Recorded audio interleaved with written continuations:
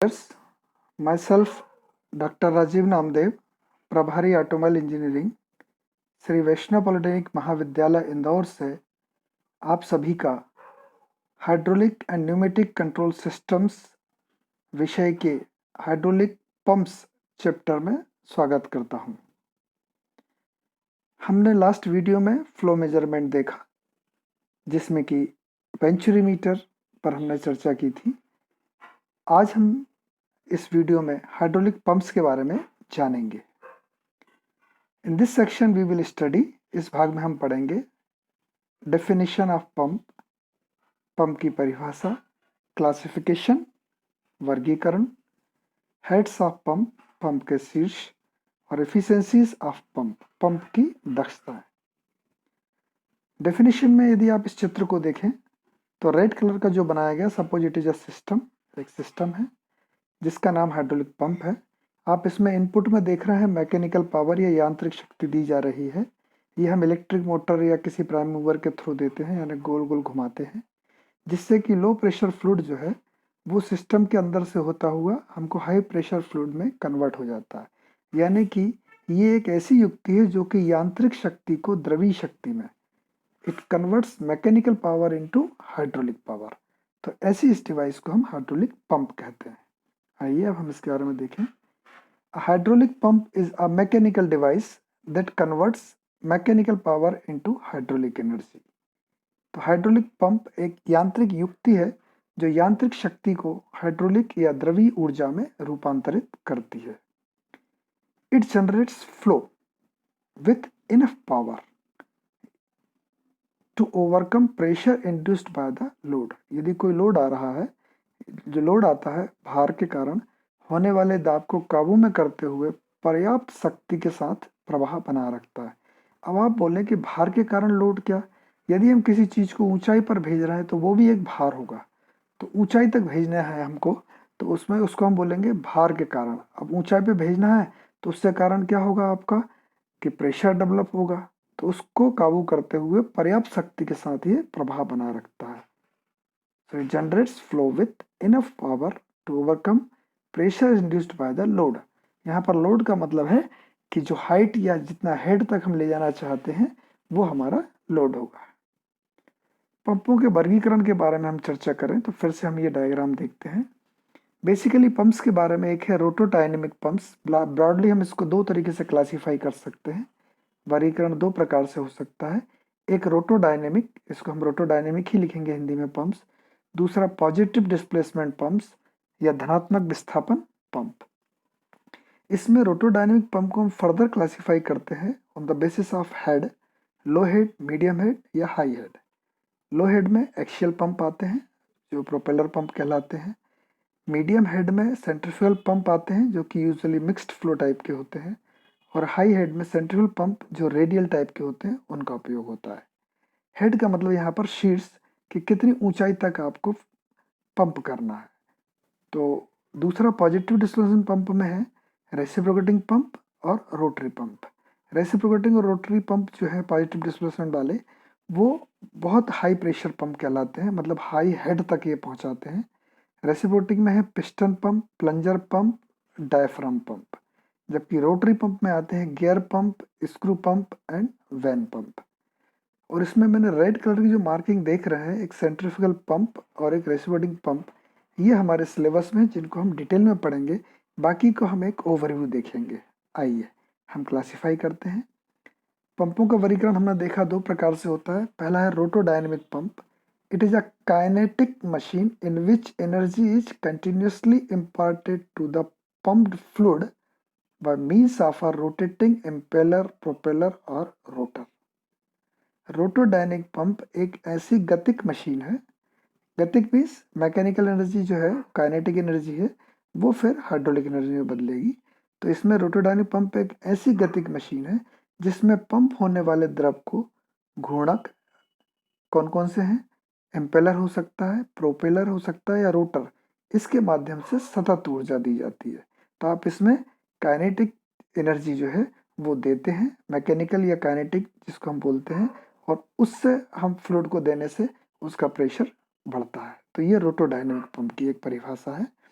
Positive displacement pump या धनात्मक विस्थापन पंप जो होते हैं, it ejects fixed quantity of fluid per revolution of pump shaft. Pump shaft के प्रत्येक चक्कर में फ्लूइड की ये स्थिर मात्रा को पंप करता है। कौन? धनात्मक विस्थापन pump. Therefore they must be protected against overload. अतः इनको अतिभार से सुरक्षित रखना होता है। इसको आप डिटेल में समझेंगे जब हम रेसिप्रोकेटिंग पंप पढ़ेंगे, उस समय पॉजिटिव डिस्प्लेसमेंट का मतलब समझेंगे। अभी इस स्तर पर मैं ये बता सकता हूँ कि जब सिलेंडर पिस्टन अरेंजमेंट होगा, तो जब सिलेंडर के डिलीवरी स्ट्रोक के दौरान पिस्टन जो है सिलेंडर हेड की तरफ जाएगा तो वो पंप करेगा, इसके बाद दोबारा फिर पंप करेगा, यानी हर स्ट्रोक में वो पंप करता है। तो अब होता क्या है, यदि हम डिलीवरी वाल्व को बंद कर दें और इस तरह से हम पंप करते रहें, तो डिलीवरी वाल्व से लेकर के सिलेंडर के अंदर तक क्या इतना प्रेशर क्रिएट हो जाएगा जिससे कि वो फट सकता है। तो इसको बोलते हैं ओवरलोड, या इसलिए हम इसको ओवरलोड से सुरक्षित रखना पड़ता है। जबकि रोटोडायनेमिक पंप में ऐसा नहीं है। इसमें यदि आप आउटलेट वाल्व को बंद रहने दें और चालू कर दें तो भी ये गोल गोल घूमता रहेगा, लेकिन प्रेशर जो है वो राइज नहीं होगा। राइट? तो ये एक इस स्तर पर इन दोनों के बीच में एक छोटा सा डिफरेंस किस प्रकार के होते हैं। हालांकि हम रोटोडायनेमिक में सेंट्रीफ्यूगल पंप पढ़ने वाले हैं डिटेल में, और पॉजिटिव डिस्प्लेसमेंट में हम रेसिप्रोकेटिंग पंप पढ़ने वाले, तो वहां जाकर के और ज़्यादा अच्छे से कॉन्सेप्ट क्लियर हो जाएगा। इस स्तर पर यही पर्याप्त है कि रोटोडायनेमिक में रोटेशन होता है, काइनेटिक एनर्जी जो है या मैकेनिकल एनर्जी काइनेटिक एनर्जी है वो प्रेशर एनर्जी में बदलती है।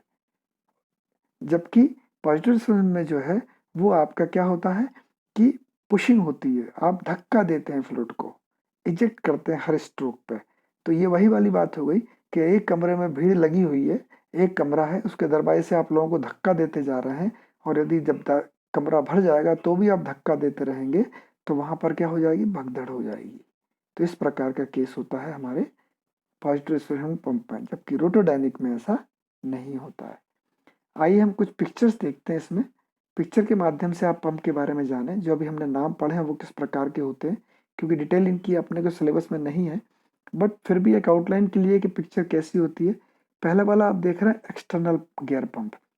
इसमें दो आपके गियर्स लगे हुए हैं और एक तरफ से फ्लूइड इन होता है, फिर वो कंप्रेस होता है। ये जो आप टीथ के बीच में रेड रेड मार्क देख रहे हैं, यहाँ पर कंप्रेस होता है, और राइट साइड से देख रहे हैं आपका फ्लूइड बाहर हो रहा है। जबकि इंटरनल पंप के केस में जो है, यहाँ पर ऑलरेडी टीथें अंदर की ओर बने हुए हैं और इसमें एक गियर जो है वो इसेंट्रिक मूव होता है, और वो इसमें कंप्रेस करते हुए फ्लूइड को आउटलेट से बाहर निकालता है। गियर रोटर में आप देख रहे हैं कि यहाँ पर जो केसिंग मतलब जो रोटर है उससे ही इसेंट्रिक में एक वो बनी हुई है, खाली स्पेस बना हुआ है, जिसमें कि ये रोटर रोटेट होता है और फ्लूइड को कंप्रेस करके बाहर करता है। लोब पंप, ये जो शेप आप देख रहे हैं इस प्रकार का, इसको लोब कहा जाता है, ये हमारा लोब पंप है। इसके बाद हम देखें एक्सियल पिस्टन पंप। इसमें आप देख रहे हैं कि यहाँ पर ये जो है इसको हम एक्सियल पिस्टन पंप, या इसको आप देखें टिल्टेड एंगल, यानी कि यहाँ से आप इनलेट देंगे तो एक बार ये रोटेट मतलब ऑस्किलेट होगा। आप देख रहे हैं जो एरो बने हैं दोनों तरफ, ये क्या करेंगे कि पहले ऊपर वाले को कंप्रेस करेंगे फिर नीचे वाले को, तो यहाँ पर ये इस प्रकार से हमको डिस्प्लेसमेंट मिलता है।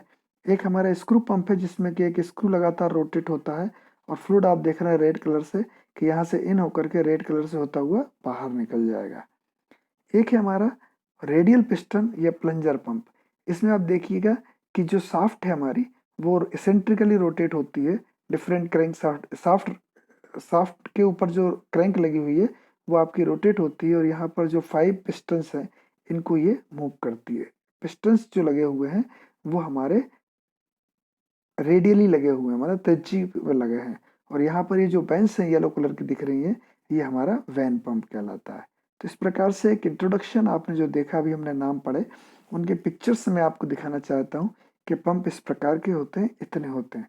हमारे सिलेबस में दो ही है, सेंट्रीफ्यूगल और रेसिप्रोकेटिंग, जिनको हम नेक्स्ट वीडियोस में देखेंगे। आइए अब हम पंप के हेड पढ़ें। पंप के हेड के बारे में आपको इन जनरल बता दिया जाए कि यदि हमको पंप खरीदना हो तो हम जाके बोलते हैं कि 2 मंजिल तक पानी चढ़ जाए ऐसा पंप हमको दुकानदार को बोलते हैं दे दो। तो दुकानदार अपनी कैलकुलेशन करके वो सोच लेता है कि 2 मंजिल यानी कि 10 2 मीटर 3 मीटर का एक मंजिल हो गया तो 6 मीटर हो गया, नीचे से लोगे तो 3 मीटर वो 9 मीटर, और फिर 3 4 और जोड़ के वो 15 मीटर तक का आपको पंप दे देगा। बट ये हेड होते क्या हैं, इसको समझे आप सबसे पहले देखिएगा कि नीचे मान लीजिए हमारा टैंक है जिसको हम संप बोल रहे हैं। इस चित्र में देखिए आप, पंप हमारा ये ऊपर रखा हुआ है और उसके नीचे टैंक है, टैंक में पानी भरा हुआ है। तो जो टैंक है उससे लेकर के पंप की सेंट्रल लाइन तक की जो दूरी है उसको हम एच एस या सक्शन हेड बोलते हैं। और यहाँ से लेकर के इसी पंप से, अब आप ये आपका राइट साइड में आपने देखा एच एस, इसको हम सक्शन हेड या चूषण शीर्ष बोलेंगे। जबकि आप राइट हैंड लेफ्ट हैंड में देखेंगे तो यहाँ पर पंप की सेंट्रल लाइन से लेकर के डिलीवरी टैंक ऊपर तक जो जा रहा है उसको हम एच डी या डिलीवरी हेड बोलेंगे, मतलब सक्शन हेड और डिलीवरी हेड। और इन दोनों के सम को हम बोलेंगे static head, H H equals to H S plus H D. तो अभी आप 3 हेड के बारे में जाने, पहला सक्शन हेड एच एस, दूसरा डिलीवरी हेड। इनकी कैसे डिफाइन करेंगे हम, कि पंप की सेंट्रल लाइन से संप तक की जो फ्री सरफेस है, पानी की जो फ्री सरफेस है वहां तक की दूरी को हम बोलेंगे एच एस, और यहाँ से लेकर के पंप की सेंट्रल लाइन से ऊपर डिलीवरी के टॉप की जो फ्री सरफेस है वहां तक की दूरी को एच डी बोलेंगे। तो ये इन दोनों को जोड़ देंगे तो स्टैटिक हेड होगा। लेकिन अब समस्या ये आती है कि पाइप पंप फ्लूइड जो फ्लो हो रहा है पाइप के थ्रू उसमें फ्रिक्शन होता है। तो H F S, H F का मतलब फ्रिक्शन और एस मतलब सक्शन, तो सक्शन पाइप में फ्लूइड में फ्रिक्शन होगा। इसी प्रकार से एच एफ डी भी होगा, जिसको हम क्या बोलेंगे, फ्लूइड फ्रिक्शन एट डिलीवरी। इसके अलावा यहाँ पर सक्शन में कुछ वेलोसिटी होगी जब फ्लो होगा, और डिलीवरी में भी कुछ वेलोसिटी होगी। तो इस प्रकार से यदि हम स्टैटिक हेड में इन लॉसेस को जोड़ दें तो उसको हम मैनोमेट्रिक हेड बोलते हैं। तो आइए अब हम इन हेड्स के बारे में डिटेल में जानें। तो सबसे पहले है सक्शन हेड, इसको अपन ने देखा जो राइट हैंड में एच एस लिखा हुआ है। The vertical distance between the central line of pump and the free surface of liquid in the sump tank, यानी पंप की केंद्र रेखा एवं सम्प टंकी में द्रव की मुक्त सतह के बीच की दूरी को, बीच की लंबवत दूरी को हम बोलते हैं सक्शन हेड या चूषण शीर्ष। इसको हम एच एस के द्वारा लिखते हैं। तो पहला हेड कौन सा हो गया, सक्शन। अब दूसरा है डिलीवरी हेड। डिलीवरी हेड के बारे में लिखा है द वर्टिकल डिस्टेंस, जो लेफ्ट हैंड में आप देख रहे हैं चित्र में, the vertical distance between the central line of pump और ऊपर की ओर जाएं and the free surface of water in the delivery tank. तो डिलीवरी टैंक में जो फ्री सरफेस के बीच की दूरी है ये एच डी है। अब आप बोलेंगे कि नीचे से पानी कम होता जाएगा तो एच एस का मान भी कम होता जाएगा, तो इसलिए हम बॉटम तक ले लेते हैं और यहाँ पानी टंकी की ऊपरी सतह तक ले लेते हैं। तो इसको नेग्लिजिबल मान लेते हैं अपन कि पानी कम हो रहा है या बढ़ रहा है। तो पंप की केंद्र रेखा में वितरण टंकी में द्रव की मुक्त सतह के बीच की लंबवत दूरी को हम क्या कहते हैं, डिलीवरी हेड या एच डी। अब स्टैटिक हेड तीसरा वाला, मतलब पहला हेड सक्शन हेड या चूषण शीर्ष, दूसरा डिलीवरी हेड या वितरण शीर्ष एच डी से बताएंगे, तीसरा स्टैटिक हेड स्थिर शीर्ष H. It is defined as the sum of suction and delivery head. तो जो एच एस है और एच डी है इन दोनों को जोड़ दें तो चूषण शीर्ष एवं वितरण शीर्ष के योग को हम स्थिर शीर्ष कहते हैं। तो 3 हेड आपने पढ़े यहाँ पर, suction head H S, delivery head H D, static head H. अब 2 हेड और हम इसमें पढ़ेंगे, मैनोमेट्रिक हेड। ये देखिए आप, चौथा है मैनोमेट्रिक हेड। मैनोमेट्रिक हेड क्या है, it is the effective head which includes all the head losses like friction, leakage और बैंड एटसेट्रा। तो ये प्रभावी शीर्ष है। यदि हम मान लीजिएगा कि एच एस और एच डी के बेस पे पंप लेते तो हमारा पानी उतने ऊपर तक नहीं पहुंच पाता, क्योंकि उसमें हमने हानियों की गणना ही नहीं करी कि लॉसेस क्या क्या होंगे।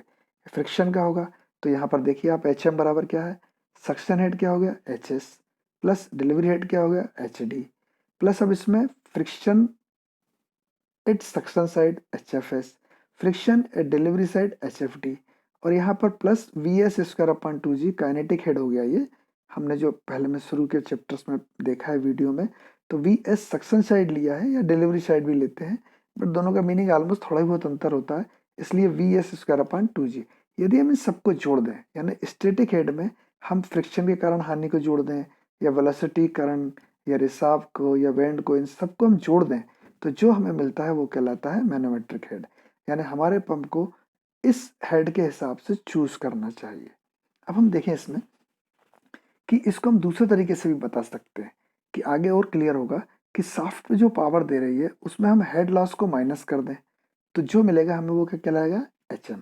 शाफ्ट पावर यानी जो हम मैकेनिकल पावर दे रहे हैं शाफ्ट को वो, और उसमें जितने भी हेड लॉस हो रहे हैं फ्रिक्शन के कारण, लीकेज के कारण, वेलोसिटी के कारण, बैंड के कारण, तो उन सबको हम HL कर दें तो वो हमारी हो जाएगी मैनोमेट्रिक हेड। अब आप यहाँ पर कुछ चीज़ देख रहे हैं U2 VW2 अपान जी, ये यहाँ पर हम इसको बाद में डिस्कस करेंगे। आइए अब आगे चलते हैं। Net positive suction head. Net positive suction head की हम बात करें तो ये हमारा यहाँ पर ये soft power U2 V2 W2 G ये हमारा थ्योरेटिकल हेड है। सॉफ्ट पावर नहीं, ये कौन सा थ्योरेटिकल हेड जो हम आगे देखेंगे। आइए अब हम बात करते हैं नेट पॉजिटिव सक्शन हेड। निवल धनात्मक चूषण शीर्ष, NPSS लिखने को आता है। इसमें एक टर्म आ रही है वेपर प्रेशर। वेपर प्रेशर मतलब प्रेशर सक्शन में है, वेलोसिटी है सक्शन में, तो P अपान डब्ल्यू या P अपान रो जी कर लो, सेम चीज़ है, प्लस V² अपान 2G, ये सक्शन साइड में ही है क्योंकि सक्शन साइड में प्रेशर लो होता है। अब यदि इसमें से हम वेपर प्रेशर को घटा दें, वेपर प्रेशर अपान रो जी, तो हमें नेट पॉजिटिव सक्शन हेड मिलता है। तो it is defined as the difference between the pump suction stagnation pressure head. तो यदि आप प्रेशर हेड और काइनेटिक हेड दोनों को जोड़ दें तो वो कहलाता है हमारा स्टेगनेशन प्रेशर हेड या नेट प्रेशर, मतलब स्टेगनेशन, या इसको हम बोलेंगे टोटल जिसमें कि प्रेशर और काइनेटिक हेड दोनों के सम, उसको हम स्टेगनेशन प्रेशर हेड बोलते हैं। उसमें से हम प्रेशर वेपर प्रेशर हेड को यदि घटा दें तो हमको जो मिलता है वो हमारा नेट पॉजिटिव सक्शन हेड मिलता है। अब इसको अब अंतर समझते हैं अपन कि जो सक्शन प्रेशर है हमारा वो वायुमंडलीय रहता है, वो रहता है 10.33 मीटर ऑफ वाटर, और वेपर प्रेशर रहता है हमारा 2.5 मीटर ऑफ वाटर। यानी ये अंतर क्या हुआ इसको समझें कि वायुमंडल पे जो हमारा रखा हुआ पानी उसका प्रेशर तो 10.33 है, लेकिन यदि हम पानी को, एक तरीका तो यह है कि उसको गर्म करें तो बुलबुले बनते हैं, और दूसरा तरीका है यदि हम उसका दाब कम कर दें। तो यदि हम उसका दाब को 2.5 मीटर तक ले आए तो बिना गर्म करे पानी बुलबुले के रूप में आ जाता है, वेपर के रूप में, इसको हम वेपर प्रेशर कहते हैं। तो यदि आप देखें तो इसके हिसाब से यदि आप चलें तो 10.33 आपका ये वाला हो गया, उसमें से आप 2.5 को घटा दें तो 7 पॉइंट समथिंग जो है वो आपका नेट पॉजिटिव सक्शन हेड हो जाएगा। तो ये हमारा नेट पॉजिटिव सक्शन हेड है। तो यहाँ तक अभी हमने 5 प्रकार के हेड पढ़े हैं। तो पंप में जो हेड की बात होगी, suction head HS, delivery head HD, और स्टैटिक हेड दोनों का सम, मैनोमेट्रिक हेड। स्टैटिक हेड में आप लॉसेस जोड़ दें या थ्योरेटिकल में से आप लॉसेस को घटा दें।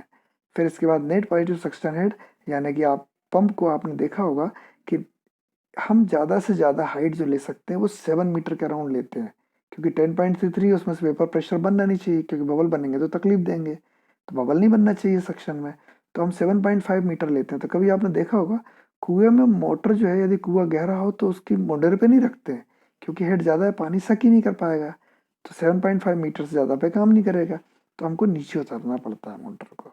तो उसका रीज़न ये है कि नेट पॉजिटिव सक्शन हेड मतलब ये चूज करता है कि मैक्सिमम सक्शन हेड जो है वो आपका 7 मीटर से, या 7.34 लाइक दिस, 10.33 माइनस 2.5 7.8, तो 0.8 को और छोड़ दें अपन, या 0.3 को छोड़ दें तो 7.5 मीटर से ज़्यादा सक्शन हेड नहीं होना चाहिए, अदरवाइज वो काम नहीं करता। तो ये नेट पॉजिटिव सक्शन हेड का पर्पज यहाँ पर यह है। तो इस प्रकार से 5 हेड होते हैं, इनको आप क्लियर कर लें। आइए अब हम एफिशिएंसीज की बात करते हैं। यहाँ पर हेड के बारे में देखें। अब हमको पंप खरीदना है। मान लीजिएगा यहाँ पर जो है सक्शन वर्टिकल हाइट यानी HS हमारी 10 फीट है, और डिलीवरी वर्टिकल हाइट हमको पानी पहुँचाना है 27 फीट तक। ये आप देख रहे होंगे एक्चुअल जो है 10 फीट है और ये हमारी 27 फीट है।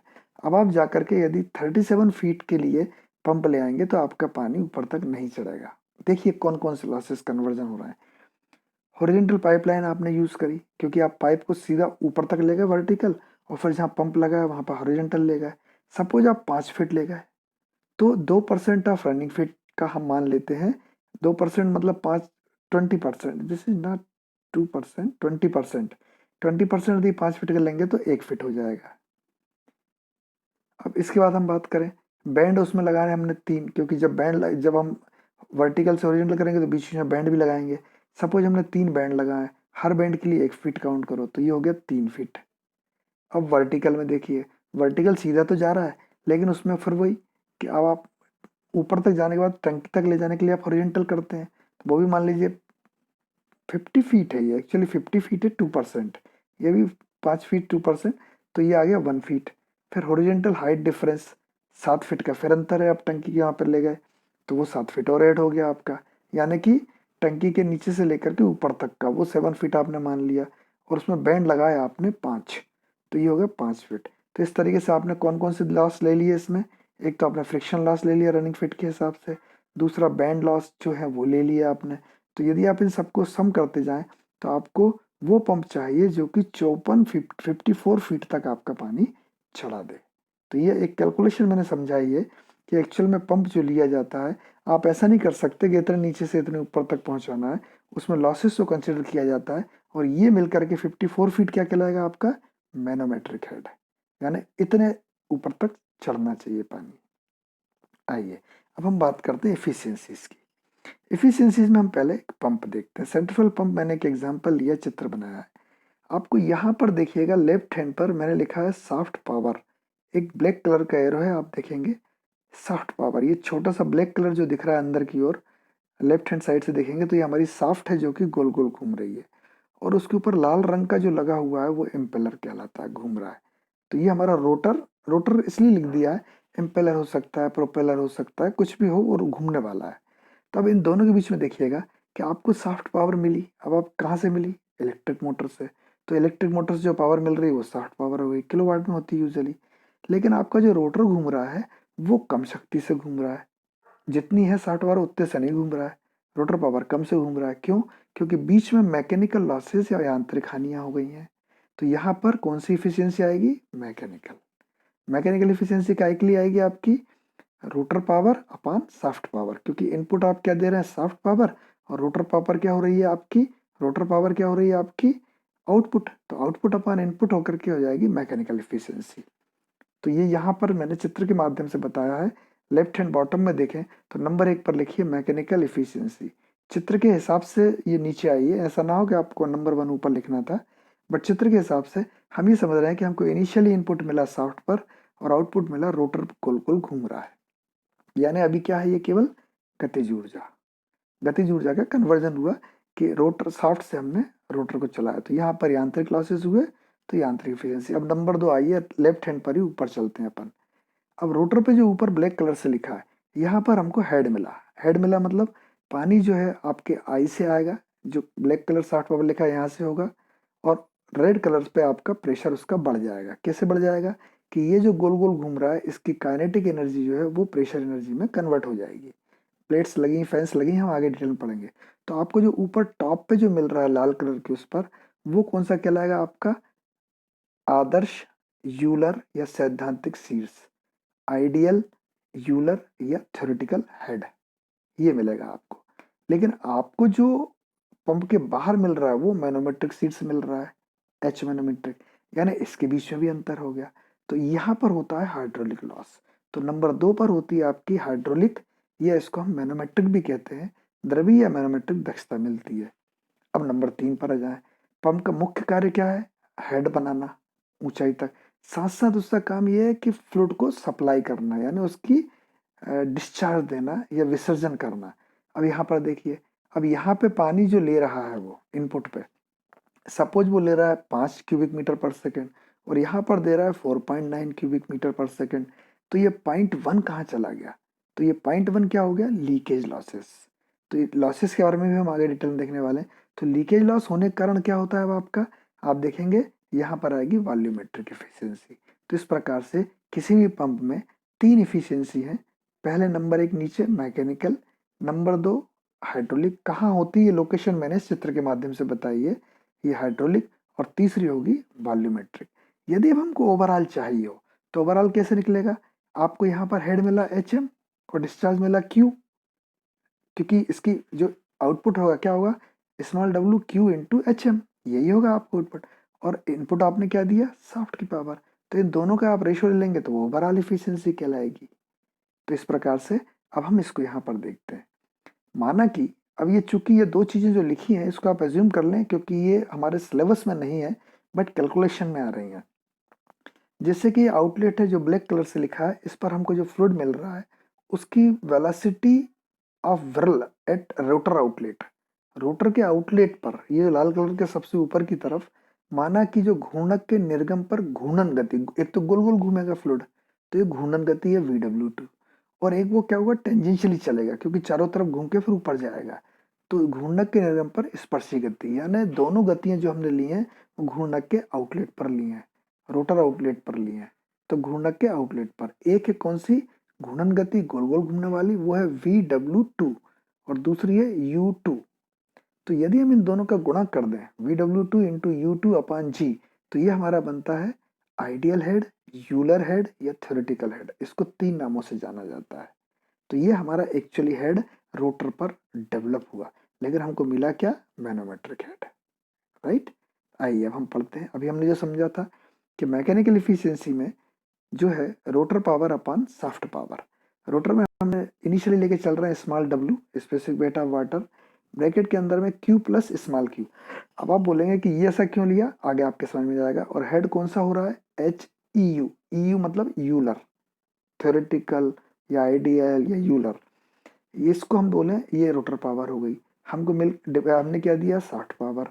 इनके अनुपात को हम बोलेंगे यांत्रिक इफिशियंसी या ईटा मैकेनिकल, ईटा से दिखाते हैं हम इफिशियंसी को। यूजुअली ये 0.95 से 0.98 के बीच होती है। दूसरा, अब हम आ गए कहाँ पर कि हमारा जो हेड डेवलप हो रहा था HM, लेकिन यूलर हेड हमारा कहाँ पर मिला, रोटर पर, इनके बीच में लॉसेस हुआ, कौन से हाइड्रोलिक लॉस, तो HM अपन HU EU, तो HM को तो हम H मैनोमेट्रिक लिखेंगे और HEU को हम बोलते हैं U2 V2 VW2 अपान G, तो U2 V2 W2 नीचे है और G ऊपर चला जाएगा, तो ये हमारा कहलाएगा हाइड्रोलिक या मैनोमेट्रिक। तो हम अब इसको मैनोमेट्रिक इफिशियंसी बोलेंगे आगे चल के, हाइड्रोलिक हम नहीं बोलेंगे। थोड़ा सा माइन्यूट डिफरेंस है कि हाइड्रोलिक और मैनोमेट्रिक तब इक्वल होते हैं जबकि नंबर ऑफ ब्लेड्स इन्फिनिटी हो, वो पॉसिबल नहीं है, बट फिर भी यहाँ पर सेक ऑफ कन्वीनियंस हम मान सकते हैं कि बोथ आर सेम। ये यूजुअली 0.75 से 0.9 के बीच होती है, 0.89। अब वॉल्यूमेट्रिक, वॉल्यूमेट्रिक एक्चुअल डिस्चार्ज क्या मिल रहा है हमें Q, जबकि हमने इनपुट में क्या दिया Q प्लस Q, तो स्मॉल q क्या हो गया, लीकेज। तो ये 0.98 जो है ये आती है हमारी वॉल्यूमेट्रिक, यानी कि एक्चुअल डिस्चार्ज अपन जो थ्योरेटिकल डिस्चार्ज था। तो यहाँ पर स्मॉल q क्या है आपका, लीकेज लॉस। तो इस प्रकार से यदि हम ओवरऑल देखें तो आउटपुट अपन इनपुट करें तो यहाँ पर क्या हो जाएगा, mechanical efficiency into hydraulic efficiency into volumetric efficiency. यदि हम तीनों को गुणा कर दें तो हमको ओवरऑल एफिशिएंसी मिलती है, जो कि किसी भी सेंट्रीफ्यूगल पंप के लिए, स्पेशली सेंट्रीफ्यूगल पंप का एग्जांपल लिया है, 0.7 से 0.85 के करीब होती है। तो इस प्रकार से हमने इस स्लाइड के माध्यम से ये जाना, क्योंकि जब आप पढ़ेंगे तो बहुत सारी एफिशिएंसी मिलती है तो क्लियर नहीं हो पाते कि हमें कितनी एफिशिएंसी पढ़ना है। इन ऑल चार, पहली मैकेनिकल, दूसरी हाइड्रोलिक, तीसरी वॉल्यूमेट्रिक, और इन तीनों को गुणा कर दो तो आपकी ओवरऑल या कुल दक्षता। आइए अब हम इसको एक चित्र के माध्यम से और समझें और क्लियर हो जाएगा। पहले हम ये लॉसेस पढ़ लें। जैसे बताया कौन कौन से लॉसेस हो गए, मैकेनिकल में मैकेनिकल लॉस, हाइड्रोलिक में हाइड्रोलिक लॉस, और वॉल्यूमेट्रिक में या आयतनिक दक्षता में लीकेज लॉस। मैकेनिकल लॉस क्यों होते हैं, ड्यू टू मैकेनिकल फ्रिक्शन या डिस्क या इम्पेलर का फ्रिक्शन और फ्लूइड फ्रिक्शन इन रोटर, रोटर में जो फ्लूइड का फ्रिक्शन हो रहा है, ये सारे के सारे मैकेनिकल लॉस कहलाते हैं। जबकि energy consumed by friction and fluid separation, मतलब यदि वेपर प्रेशर पे यदि फ्लूइड जाए तो वो सेपरेट हो जाता है, फ्लूइड जब फ्लो होता है या फ्रिक्शन होता है उसको हम हाइड्रोलिक लॉस कहते हैं। यूजुअली यही लॉस ज़्यादा रहता है। और लीकेज लॉस, अब आप देखते हैं कि सक्शन पर या आई पर क्या होता है, सक्शन प्रेशर, और डिलीवरी पे क्या होता है आपका हाई प्रेशर, तो ये प्रेशर डिफरेंस के कारण लीकेज होते हैं, तो ये लीकेज लॉस है। आइए हम इसको समझें। यहाँ पर हमने इनिशियली देखा सॉफ्ट पावर है, SP है। अब रोटर में गए तो वहां पर कौन सा लॉस हो गया आपका, मैकेनिकल लॉस, और निकली क्या, रोटर पावर, यानी रोटर पे सॉफ्ट पावर गई और रोटर पावर निकली। रोटर पावर क्या निकली, small w q plus q h EU Euler, तो RP अपान SP क्या हो जाएगा आपका, मैकेनिकल एफिशिएंसी। यहाँ पे मैंने 4 कर दी संख्या, पहली हमने ओवरऑल को ले लिया तो ये 2 नंबर की हो गई, पहले जो एक थी। तो अब मैकेनिकल एफिशिएंसी फार्मूला क्या हो गया, rotor power upon shaft power, small W Q plus Q H Euler upon S P, Euler या थ्योरेटिकल। अब आइए, अब रोटर से चले तो यहाँ पर रोटर हेड लॉस हो गया, तो रोटर हेड लॉस के कारण क्या हुआ कि यूलर हेड जो था वो क्या हो गया, मैनोमेट्रिक हेड हो गया। तो manometric head upon Euler head, यदि हम इसको देखें, इसका रेशो लें तो ये क्या कहलाएगी, हाइड्रोलिक या मैनोमेट्रिक एफिशिएंसी, द्रवी या मैनोमेट्रिक दक्षता। इसके बाद हम आगे चले तो रिसाव हुआ, लीकेज हुआ, तो हमको W Q H M, actual में आउटपुट हमको यही मिला डब्ल्यू क्यू एच एम। तो ये हमको देखें तो capital Q upon capital Q plus small Q, ये हमारी वॉल्यूमेट्रिक एफिशिएंसी। अब यदि हम 2, 3 और 4 का गुणा कर दें तो हमें 1 नंबर मिल जाएगी, ओवरऑल एफिशिएंसी या कुल दक्षता, जो क्या होगी, overall efficiency, mechanical efficiency, manometric efficiency, volumetric. यहाँ पर मैंने हाइड्रोलिक भी लिख सकता हूँ या मैनोमेट्रिक। तो आउटपुट अपॉन इनपुट फार्मूला क्या हो जाएगा, स्मॉल डब्ल्यू, क्यू मतलब डिस्चार्ज विसर्जन, एच एम मतलब manometric head upon soft power. तो इस प्रकार से हमने देखा कि एफिशिएंसीज ऑफ पंप जो है वो ये है। तो इस प्रकार से इन दिस वीडियो हमने हाइड्रोलिक पंप के बारे में जाना। हाइड्रोलिक पंप में हमने क्या क्या देखा, सबसे पहले पंप की डेफिनेशन, उनका क्लासिफिकेशन, उसके बाद 5 head, suction, delivery, manometric, net positive suction head और स्टैटिक हेड, और एफिशिएंसीज 4, मैकेनिकल, हाइड्रोलिक या मैनोमेट्रिक। इसके बाद देखा ओवरऑल वॉल्यूमेट्रिक या आयतनी और overall. In the next section we will study the centrifugal pump या अपकेंद्री पंप। जैसा कहा था आपके सिलेबस में सेंट्रीफ्यूगल पंप और रेसिप्रोकेटिंग है, तो नेक्स्ट वीडियो में हम सेंट्रीफ्यूगल पंप या अपकेंद्री पंप के बारे में ध्यान देंगे। Thank you very much for watching this video.